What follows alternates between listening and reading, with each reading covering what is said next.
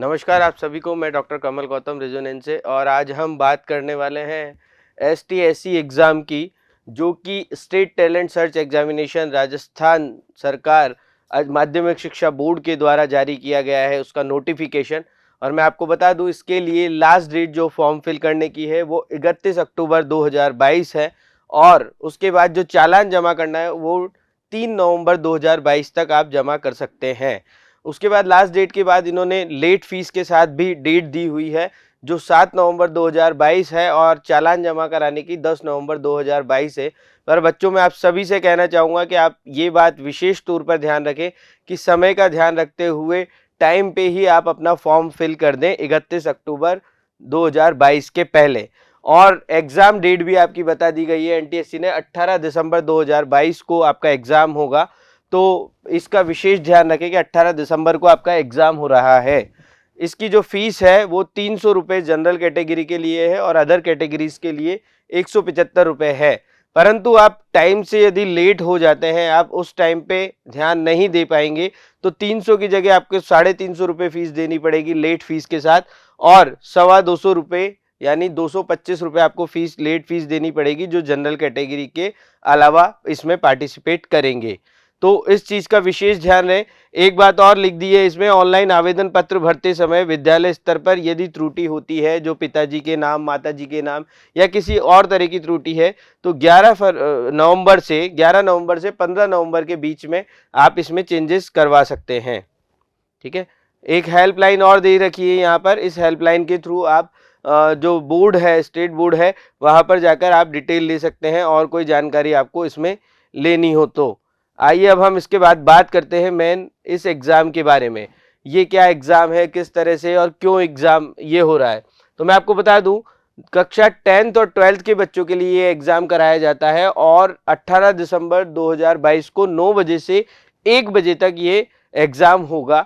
और सबसे बड़ी बात, ये एग्ज़ाम क्यों होता है, टैलेंट सर्च एग्ज़ाम के थ्रू जो बच्चे टॉप 50 स्टूडेंट्स जो सेलेक्ट होते हैं, उनको सरकार 50-50 स्थान प्राप्त करने वाले विद्यार्थियों को राज्य सरकार द्वारा 11वीं व 12वीं हेतु 1250 रुपये प्रति माह, और ग्रेजुएशन और पोस्ट ग्रेजुएशन की शिक्षा प्राप्त करने तक 2000 रुपये प्रति माह की राशि दी जाएगी टॉप 50 स्टूडेंट्स जो रहेंगे क्लास वाइज उनको।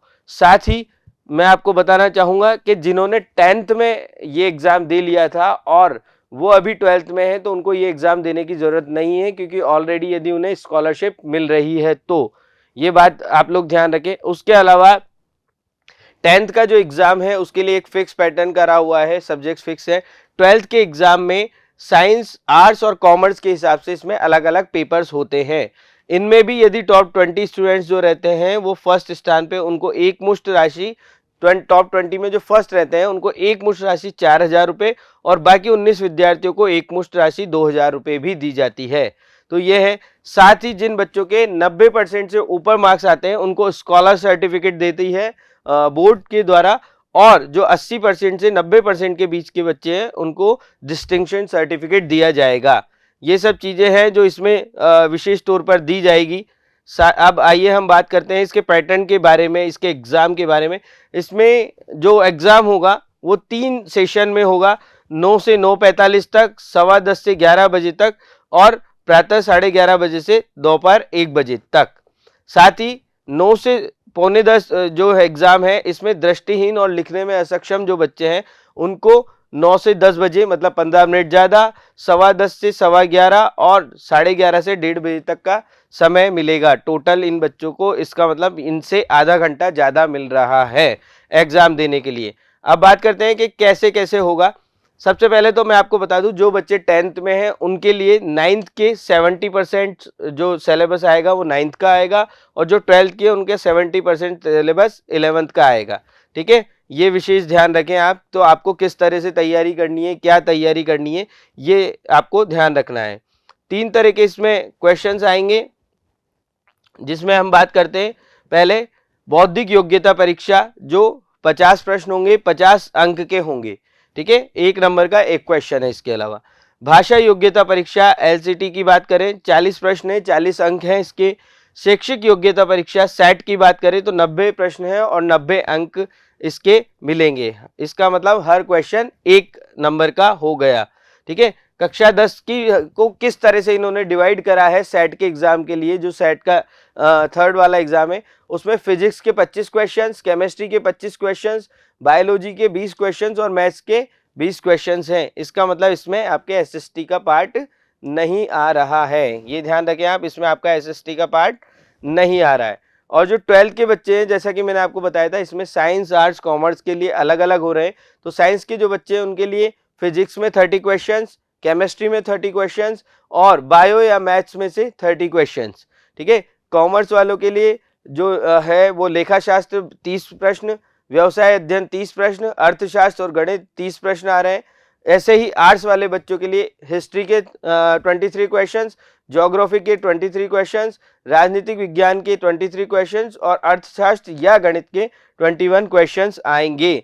तो योग्यता सूची में तीनों ही प्रश्न पत्रों में प्राप्तांकों के योग्य के आधार पर चयन किया जाएगा। मतलब आपके जो टोटल होगा वेटेज, उसके अकॉर्डिंग बच्चों का सिलेक्शन होगा। ये मैंने आपको डेट ऑलरेडी बता दी है, आप डेट का विशेष ध्यान रखें। और आप सभी को बताना चाहूंगा, इसमें एक जो सबसे बड़ा फायदा है आप लोगों के लिए कि इसमें नेगेटिव मार्किंग नहीं है। इसमें नेगेटिव मार्किंग नहीं होने से बहुत बड़ा फायदा है कि आप सारे क्वेश्चंस कर सकते हैं और इजी वे में कर सकते हैं। इसमें एक चीज और बता दूं कि परीक्षा शुल्क के अतिरिक्त विद्यालय द्वारा अग्रसेन शुल्क 20 रुपए प्रति परीक्षार्थी अलग से लिया जाएगा। मतलब आपको 300 रुपए तो देना ही है, परंतु स्कूल भी आपसे 20 रुपए प्रति विद्यार्थी अलग से चार्ज होगा। ठीक है, ऑनलाइन आवेदन आप कैसे कर सकते हैं, आपको 2022 में लॉगिन आईडी और पासवर्ड के आधार पर ऑनलाइन आप भर सकते हैं। जैसे आप भरेंगे, आपसे थोड़ा सा क्वेश्चंस पूछा जाएंगे, जिसमें आपका नाम, आधार कार्ड और आपका मोबाइल नंबर, ईमेल आईडी पूछा जाएगा, जिस पे एक पासवर्ड भेजा जाएगा।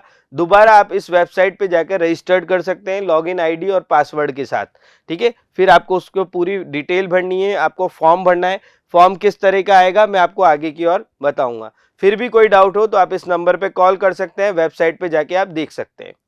आइए अब हम बात करते हैं फॉर्म की। फॉर्म किस तरह का है, इस तरह का आपका फॉर्म होगा, जिसमें आपकी स्कूल की डिटेल होगी, आपकी डिटेल्स होगी, आपके पेरेंट्स की डिटेल्स होगी, डेट ऑफ बर्थ है, आपका जेंडर है, कौन से मीडियम में आप परीक्षा देना चाह रहे हैं, ये सब डिटेल्स इसमें भरी जाएगी। कौन सी भाषा में का चयन करेंगे, एड्रेस आपका क्या है, ठीक है, स्टूडेंट गार्जियंस के मोबाइल नंबर क्या है, एसटीडी कोड क्या है। अच्छा, अब ये चीज विशेष तौर पर ध्यान रखें, इसमें जो फोटो आपको पेस्ट करना है, उस फोटो पर हस्ताक्षर नहीं करें। ये बात ध्यान रखें, कई फॉर्म ऐसे होते हैं जिनमें फोटो के ऊपर हमें सिग्नेचर करना होता है, इसमें फोटो पे सिग्नेचर नहीं करना। फिर सिग्नेचर कहाँ पे होगा, सिग्नेचर होगा आपका इस तरफ, जहां पर लिख रहा है यूज ब्लैक पेन और मार्कर पेन। या तो आप ब्लैक पेन या मार्कर पेन ही उपयोग करें, कोई और पेन का इसमें उपयोग नहीं करें फॉर्म भरने में। तो ये चीज विशेष ध्यान रखें आप। ठीक है, ये फॉर्म का है, ये 12th के बोर्ड के लिए है, जिसमें वो सब्जेक्ट्स भी लिखेंगे। वो 10th का था, ये 12th का है, जिसमें आप साइंस, कॉमर्स और आर्ट्स के सब्जेक्ट्स के साथ आप भर सकते हैं कि आप कौन से स्ट्रीम में हैं, आपके कौन से सब्जेक्ट हैं, ये सब चीज़ें आपको भरनी होगी। बाकी फॉर्म जो है वो सेम है। ठीक है, तो ये एक 12th का है, एक 10th का है फॉर्म। मैंने आपको दोनों सैंपल बताए। अब हम बात करते हैं नियम व शर्तें जो दिए गए हैं।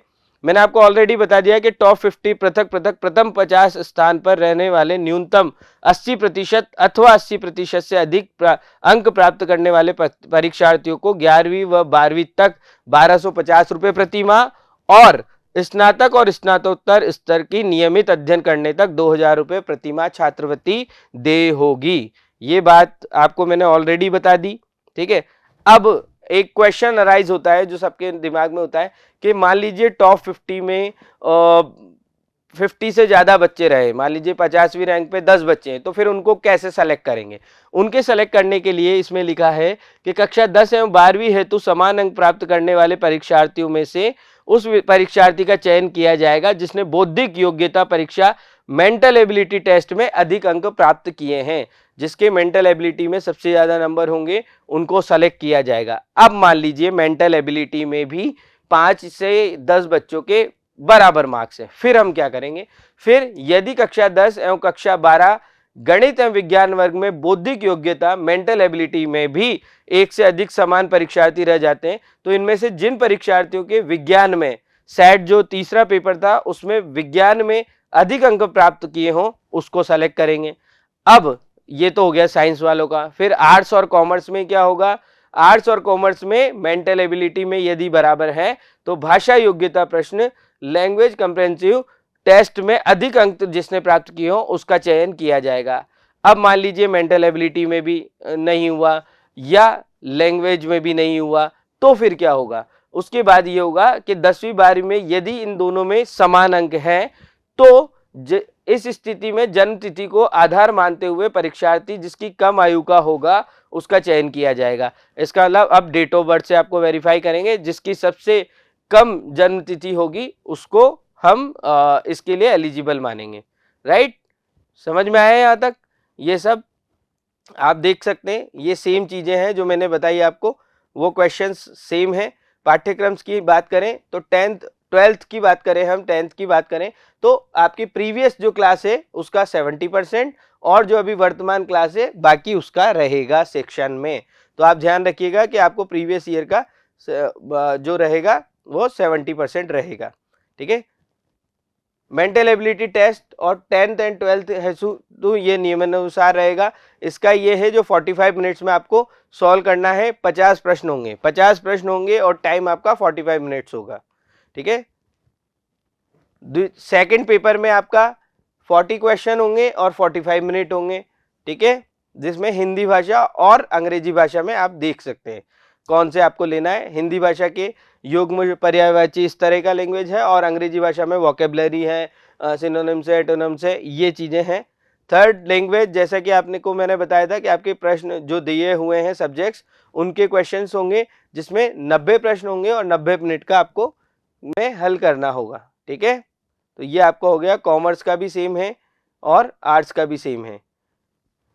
फिर से यही बात आपके बीच में कि आपको अप्लाई कब करना है। आप इसको बार बार इसलिए मैं आपको दिखा रहा हूं कि आप ध्यान रखें कि आप 31 अक्टूबर के पहले बिना विलंब शुल्क के अपना फॉर्म फिल कर सकते हैं। उसके बाद आपका विलंब शुल्क लगेगा और उसके बाद भी आपने यदि फॉर्म नहीं भरा है तो आप इस एग्जाम से चूक सकते हैं। तो विशेष ध्यान रखें। और ऑलरेडी बता दिया है कि 18 दिसंबर को आपका एग्जाम होगा, टाइम आपको ऑलरेडी बता दिया है, तो आपको सब कुछ पहले से पता है क्या आना है, क्या टाइमिंग पे है, कौन सी डेट पे एग्जाम है।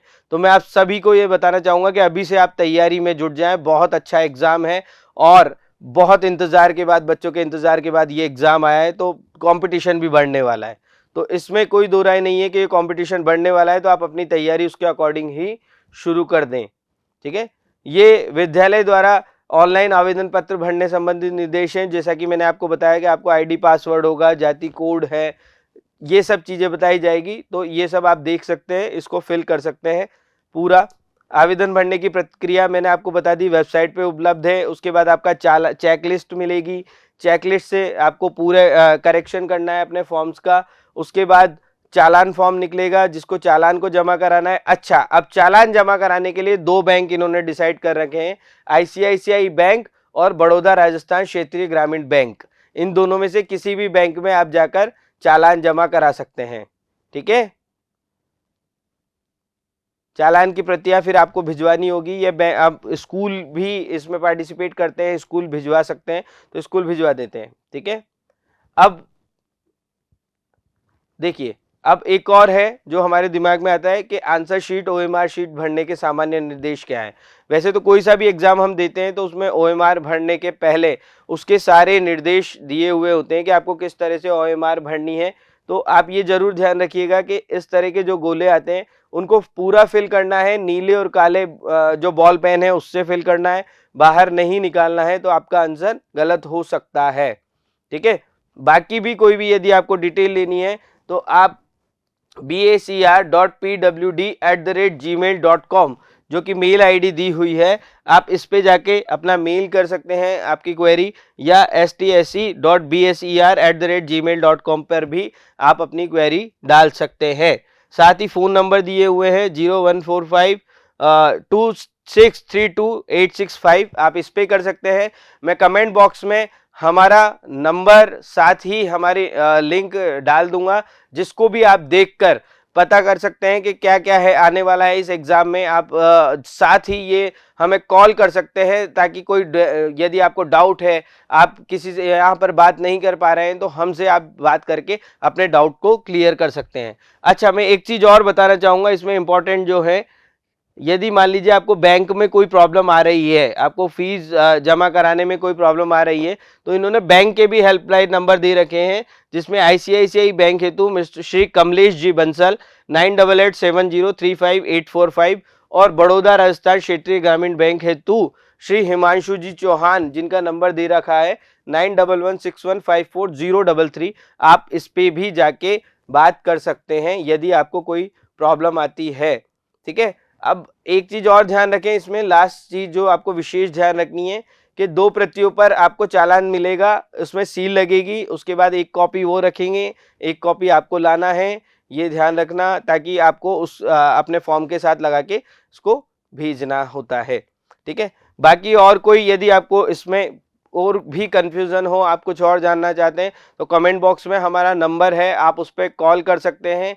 हमारी वेबसाइट पे ये पूरा डिटेल डला हुआ है, आप हमारी वेबसाइट के लिंक पर जाकर इस डिटेल को भी देख सकते हैं। नमस्कार, थैंक यू और बेस्ट ऑफ लक आपके फ्यूचर इस एग्जाम के लिए। आप अच्छी तरह से तैयारी करें, पूरा दिल और दिमाग से तैयारी करें, साथ ही लास्ट डेट की चिंता करते हुए अपने फॉर्म को भरें। ऐसा ना हो कि आप दिवाली की तैयारियों में ये भूल जाएं कि मुझे ये फॉर्म भरना है, तो इसका विशेष ध्यान रखें और तैयारी में जुट जाएं, क्योंकि टाइम बहुत कम है और कंपटीशन बहुत ज़्यादा। Thank you so much.